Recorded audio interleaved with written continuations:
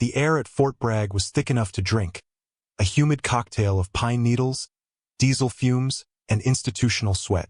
It clung to the skin, a constant, oppressive reminder of the North Carolina summer. For the candidates of the Joint Special Operations Command's Advanced Selection Course, it was just another layer of misery to be endured.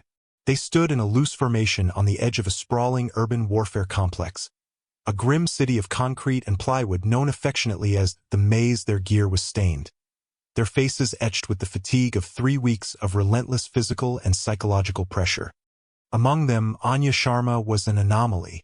She was older than the rest, somewhere in her late 30s, with fine lines around her eyes that spoke of suns harsher than Carolina's. Where the others, the Green Berets, the Marine Raiders, the SEALs, were thick with the coiled muscle of their trade, she was lean, built with the wiry resilience of a long-distance runner.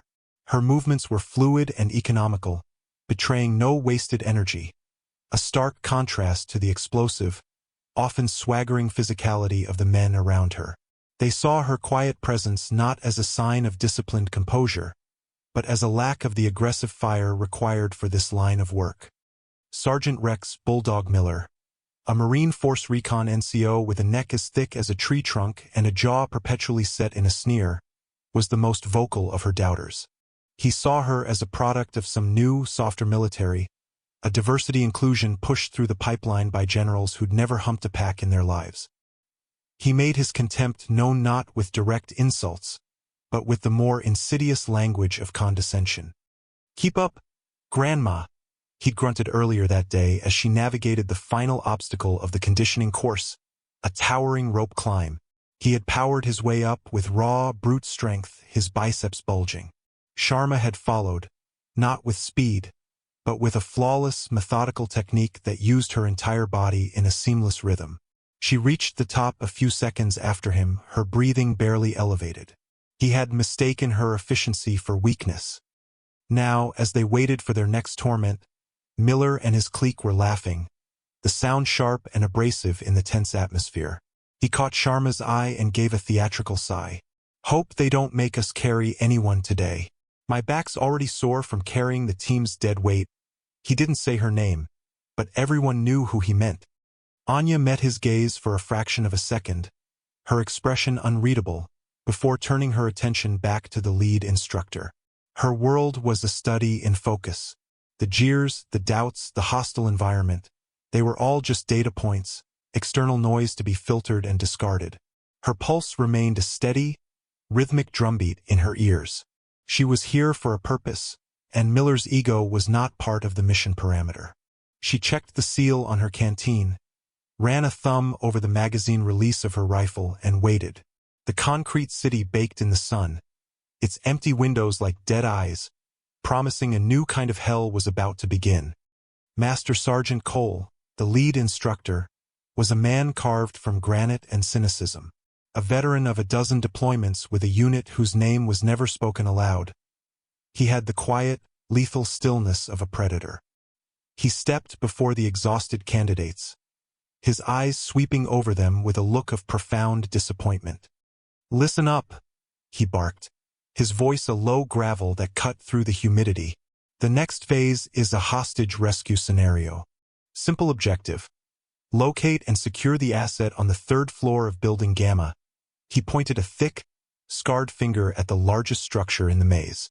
"OPFOR are elements from the 75th. They are not role players.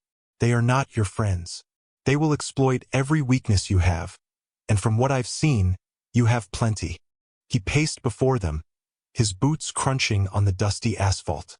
"You will be running 2 teams, Alpha and Bravo. Miller, your Alpha leader. Tanaka, your Bravo. Pick your people." Miller's grin was predatory. He immediately pointed to the biggest and most aggressive candidates, assembling a team of pure testosterone. He picked a burly SEAL, a fast-moving Ranger, and a wiry pararescueman. He was left with 1 slot. His eyes scanned the remaining candidates, deliberately passing over Sharma before landing on a young Green Beret named Rossi. Then, as if an afterthought, he jerked his chin towards Sharma. "Grandma, you're with us. You've got rear security. That means you watch our 6 and try not to get in the way." Understood. The insult was blatant, assigning her the most passive role possible, a position for someone you didn't trust in the fight. The other candidates shuffled their feet, a few avoiding her gaze. To protest was to show weakness, to invite the instructor's wrath. It was part of the game, the psychological attrition that weeded out those who couldn't handle the pressure cooker environment of a Tier 1 unit. Sharma's expression didn't flicker. She simply gave a short, sharp nod. Understood, Sergeant. Miller smirked, turning to his chosen team. All right, Alpha, huddle up. He pointedly turned his back on her, his body language a clear act of exclusion. She could hear his low, confident voice laying out a plan of attack. A dynamic breach, overwhelming force, speed, and violence of action. It was a textbook marine assault, predictable and brutal. Anya remained where she was, standing slightly apart from the huddle. She wasn't listening to Miller's plan. She was studying the building. Her eyes traced the lines of the structure, not as a single entity, but as a collection of angles, access points, and vulnerabilities. She noted the position of the sun and the shadows it cast. She saw the external air conditioning units on the second floor, the downspout running near a cluster of windows, the slight discoloration on a section of the brick facade that suggested it was newer, perhaps weaker, than the surrounding wall. While Miller planned to kick down the front door, Anya was mapping the building's soul. Master Sergeant Cole watched her. He had seen thousands of soldiers pass through these courses. He'd seen the braggarts, the quiet professionals, the ones who cracked, and the ones who rose. Sharma was an enigma. Her paperwork was a ghost, a string of redacted assignments and vague commendations signed by commanders whose names belonged to the highest echelons of the military. She had passed every physical metric with an unnerving efficiency, but she lacked the overt, aggressive spark he was used to seeing. He saw Miller's dismissal, the casual misogyny and ageism, and he did nothing. This too was part of the test. The real enemy wouldn't care about your feelings. Just try to keep up, ma'am, Miller said as they moved towards the starting point.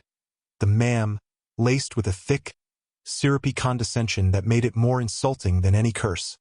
Anya adjusted the strap of her rifle, the weapon feeling like a natural extension of her body. She looked at the concrete behemoth waiting for them, her mind a cold, clear lake of tactical possibilities. I'll manage, she said, her voice so quiet he barely heard it. The signal came, a harsh electronic buzz, and the exercise began. Alpha Team moved with the coiled aggression Miller had demanded. They stacked up on the main entrance of Building Gamma, a heavy steel door set in a reinforced concrete frame. The seal at the front planted a breaching charge. The explosion was a deafening crack, sending dust and debris flying. Before the smoke cleared, Miller was through the door, his rifle up, shouting commands. Go, go, go. Rossi, left. Peterson, right. Move. They flowed into the ground floor lobby, a large, open space filled with overturned desks and debris. It was eerily quiet. Too quiet. Sharma, holding her position outside as instructed, watched their entry. It was fast, loud, and utterly predictable. She scanned the upper windows, her eyes catching a flicker of movement on the third floor, then another on the second. The OPFOR wasn't defending the ground floor. They were waiting. They were luring Alpha Team into a trap. Control, this is Alpha. Miller's voice crackled over the comms, brimming with confidence. Ground floor is clear. Pushing to the second level. Alpha, hold your position, Sharma said into her own mic, her voice calm and even. The entry is a funnel. They're drawing you in. Miller's reply was instant and laced with fury. Alpha leader has comms. Sharma, stay off the net unless you're making a call. Now watch our six like you were told. She didn't respond. She had given the warning.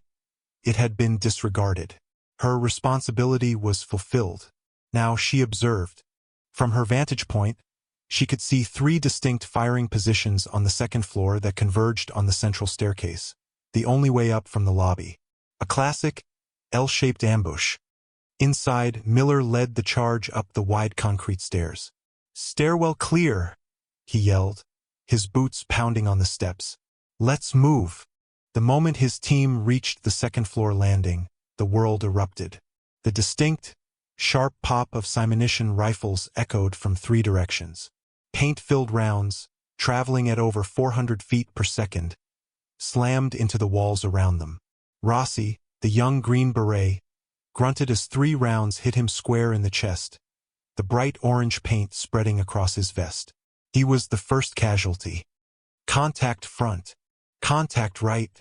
Peterson, the ranger, yelled, returning fire into the shadows. But the OPFOR were well covered, firing from murder holes cut into the drywall. Miller was caught completely by surprise. His plan, built on overwhelming the enemy with speed, had run headfirst into a prepared defense.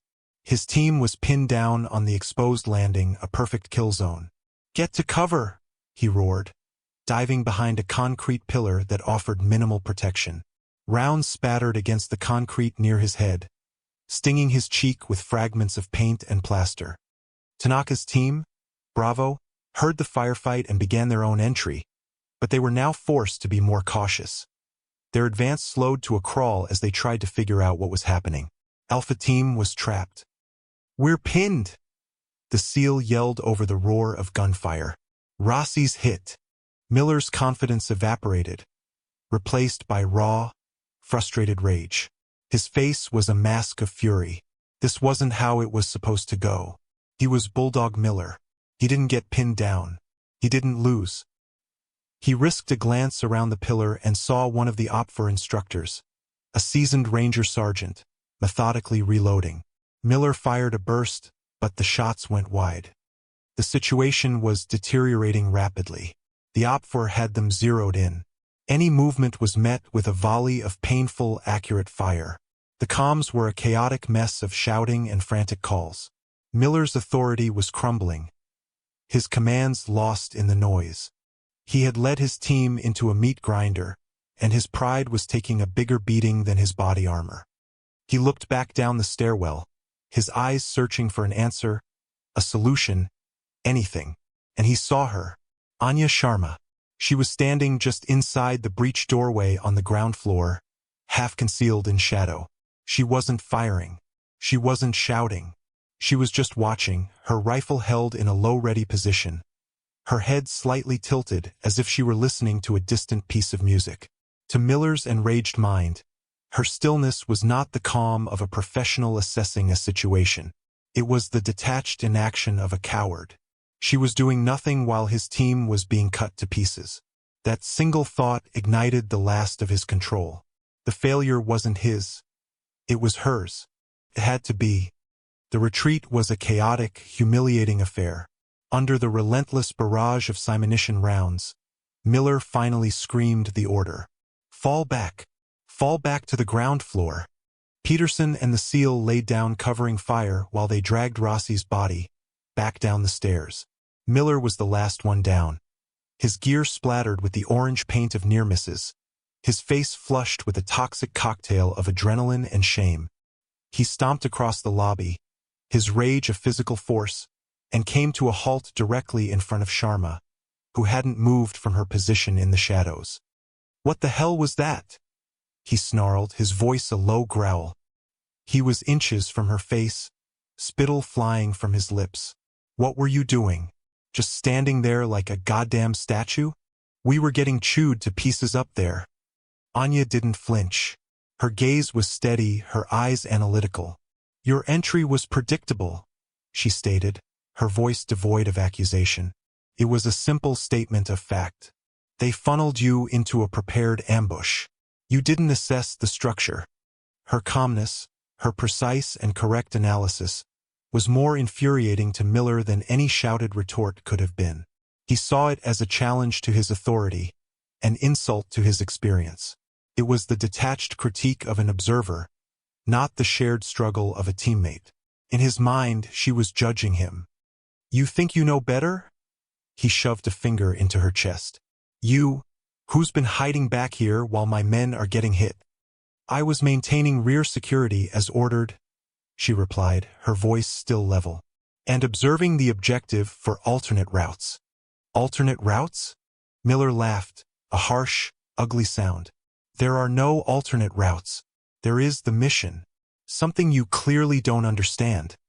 He got closer, his towering frame casting her in shadow. He was trying to intimidate her, to use his physical presence to dominate her as he had dominated every other challenge in his life. But she didn't back down. She stood her ground, a silent, immovable object against his unstoppable force. And it broke him. "Move!" he roared, and he shoved her. It wasn't a tap. It was a violent, two-handed push that sent her stumbling back. Her helmeted head hit the concrete wall with a sickening thud.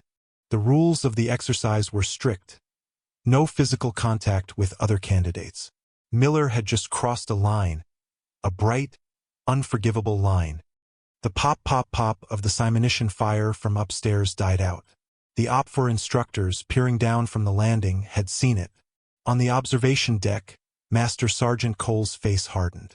His voice, amplified by the shoot house's speaker system, boomed through the building, cold and absolute. "Exercise on hold. Stand down. Miller, stand down now." Miller, breathing heavily, his fists clenched, seemed to finally realize what he'd done. A flicker of panic crossed his face. But before anyone could react, before the instructors could descend or Cole could intervene further, something shifted. Anya pushed herself off the wall. She recovered her balance in a single, fluid motion that was shockingly graceful. She rolled her neck once, a small, deliberate movement. She looked at Miller, and for the first time, her eyes were not calm or analytical. They held a light that was ancient and terrifyingly cold. It was the look of a predator that has been needlessly provoked. She ignored the booming order to stand down. She ignored the stunned silence from the OPFOR above. She ignored Miller completely, as if he were nothing more than a piece of furniture. She keyed her own mic, her voice cutting through the sudden silence with chilling clarity. "Negative control. Exercise is live." Then she moved. She didn't go towards the stairs. She didn't confront Miller. She flowed past him, a whisper of movement, heading for the far wall of the lobby. Her motion was no longer just economical. It was a blur of lethal purpose. She used the lingering shock of Miller's assault as her cover. While every eye was on the drama at the entrance, she was already executing a new plan, one she had formulated in the seconds she'd spent watching and waiting. She reached a section of the wall beneath a large, grimy window. A thick bundle of electrical conduit ran up the wall towards it. Without hesitation, she holstered her rifle on her back, leaped, and grabbed the conduit. Her ascent was spider-like, a display of deceptive strength and perfect balance. She found purchase on a junction box, then the window ledge. The window was locked. It didn't matter. She drew a small, flat pry bar from a pouch on her vest, a tool Miller would have deemed unnecessary weight, and with a sharp, expertly applied twist, the lock snapped. She slid through the window into a dark maintenance corridor on the second floor, landing in a silent crouch. She was behind the ambush. The OPFOR instructors were still focused on the stairwell, expecting either a renewed assault from Alpha or for the exercise to be terminated. They never expected an attack from their rear. The first instructor was covering the hallway leading from the stairs. Anya emerged from the shadows behind him like an apparition. She didn't shoot. She closed the distance in 2 silent steps, her hand clamping over his mouth and rifle barrel simultaneously. A quick, hard strike to the back of the knee buckled his legs, and she guided him to the floor, disarming him in the process. She tapped his helmet twice, the nonverbal signal for a knife kill in training, and whispered, "You're dead." The man, a battle-hardened ranger sergeant, could only stare in wide-eyed shock. She picked up his rifle, now holding one in each hand. The other 2 OPFOR were in a fortified room overlooking the landing, firing through murder holes. They heard the scuffle and one turned, shouting, "Sarge, you good?" He was answered by a perfectly placed simunition round that struck him in the face shield. Anya had used the door frame as cover, exposing herself for less than a second.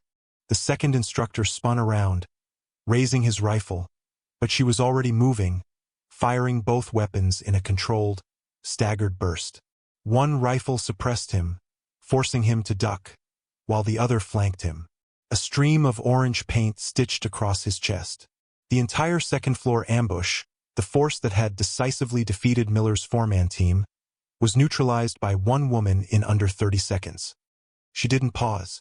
She dropped the second rifle and continued upward, taking an auxiliary staircase she'd noted on the building schematics she had memorized that morning.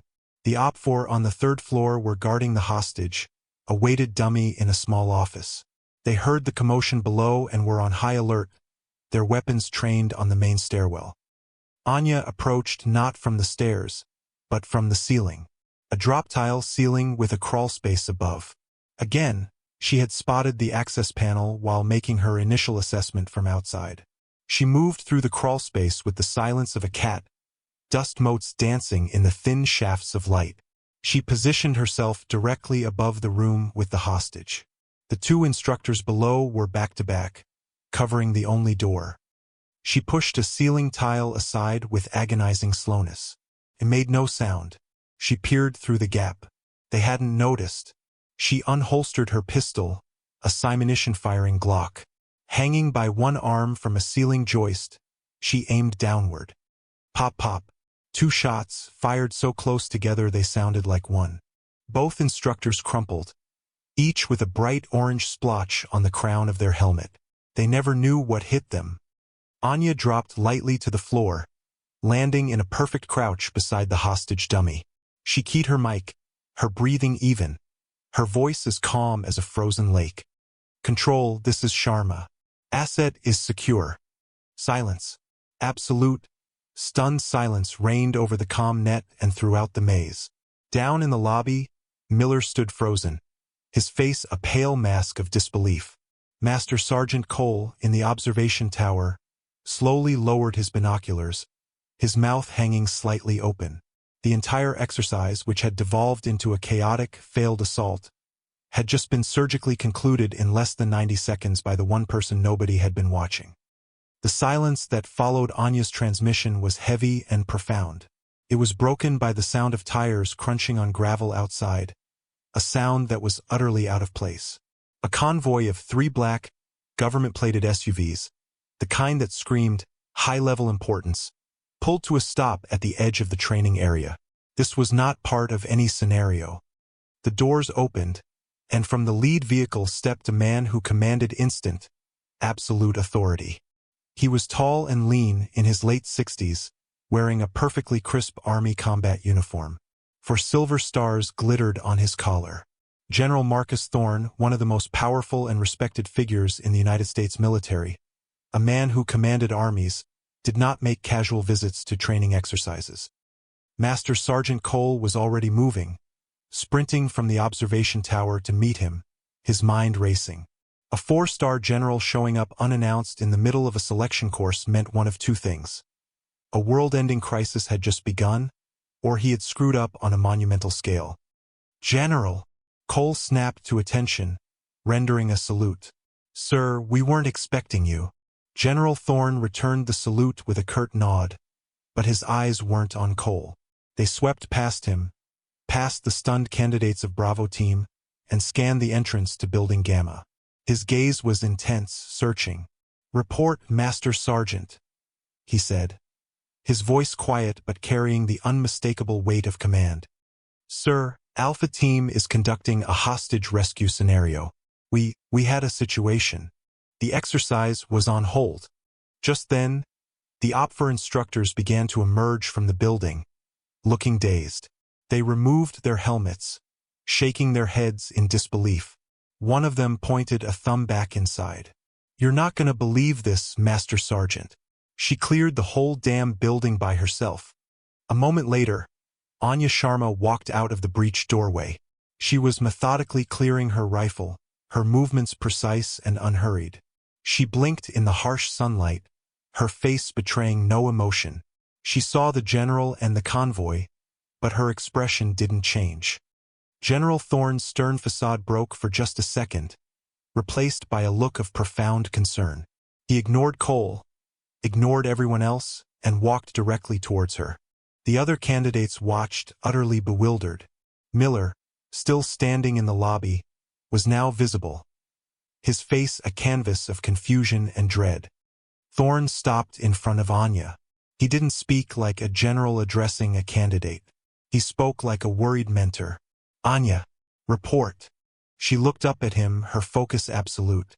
"Objective secure, sir. Minor complications during infiltration phase." Her eyes flickered for a moment towards where Miller stood. Thorne's gaze followed hers, and his expression hardened into ice. He saw Miller, saw the lingering rage and shame on the Marine's face. He looked back at Anya, his eyes searching her face, noting the faint smudge of dust on her cheek where her helmet had hit the wall. His jaw tightened. He turned to Master Sergeant Cole. "Master Sergeant, I want that man's full name and service number," he said, his voice dropping to a dangerously low temperature. He pointed a single, steady finger at Miller. "He is to be removed from this course and from this base immediately. He is to be confined to quarters pending a full Article 15 hearing. His career in special operations is over. Is that understood?" The finality of the declaration stunned everyone into silence. Miller finally stumbled out of the building, his face ashen. "Sir? General, on what grounds?" "It was a training exercise." Thorne turned his full, undivided attention on the Marine. The sheer force of his glare seemed to make the air crackle. "On what grounds, Sergeant Miller?" The general's voice was now laced with a cold fury that was more terrifying than any shout. "On the grounds that you, in your infinite arrogance, decided it was acceptable to lay your hands on an operator with the call sign Calli." A wave of shock rippled through the assembled soldiers. The name was a legend, a ghost story whispered in hushed tones in intel bunkers and forward operating bases from the Hindu Kush to the Horn of Africa. Calli, a Tier 1 operative from a unit so secret its existence was officially denied. An artist of violence and espionage, credited with kills and missions that had altered the course of geopolitics. No one knew who Calli was, what they looked like, or even if they were real. The idea that this quiet, unassuming woman was the living embodiment of that myth was incomprehensible. Thorne wasn't finished. He took a step closer to the now trembling Miller. "On the grounds that you assaulted the individual who single-handedly dismantled the Red Talon terror network in Yemen after a CIA team was compromised. On the grounds that you just shoved the woman who wrote the book on unconventional entry tactics. The same book Master Sergeant Cole uses to design these scenarios." He gestured toward Cole, who looked like he'd been struck by lightning. The general finally turned back to the shell-shocked instructor. "She's here for a cross-functional assessment, Master Sergeant. My office sent her to evaluate this command selection doctrine from the inside out, to see if we are still finding the right people. This was supposed to be a quiet, deep-cover observation." He looked pointedly at Miller. "But it appears she found exactly what I was afraid she would. A bully who mistakes brute force for tactical acumen, and who cannot see talent when it doesn't look exactly like him." The air around Ana Sharma had changed.